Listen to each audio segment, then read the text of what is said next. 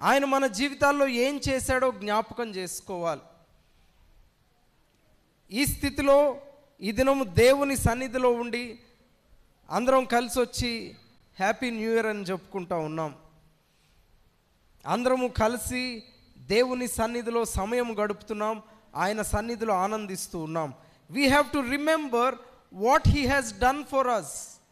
ఆయన మన జీవితాల్లో ఇంతవరకు ఏ కార్యములు జరిగించాడో మనము జ్ఞాపకము చేసుకోవాలి. గత సంవత్సరాల్లో ఎన్నో పరిస్థితులు ఎదుర్కొన్నాం, భయంకరమైన పరిస్థితులు ఎదుర్కొన్నాం, దుఃఖముతో కూడిన పరిస్థితులు ఎదుర్కొన్నాం, శ్రమతో కూడిన పరిస్థితులు ఎదుర్కొన్నాం. అయినప్పటికీ కూడా అలాంటి భయంకరమైన పరిస్థితుల్లో కూడా దేవుడు మన పట్ల కృప చూపించాడు. దేవుడు మనతో ఉండి మనకు సహాయం చేసి నడిపించాడు. శ్రమలలో, శోధనలలో కూడా దేవుడు మనకు తోడుగా ఉండి మనకు జయమిచ్చాడు.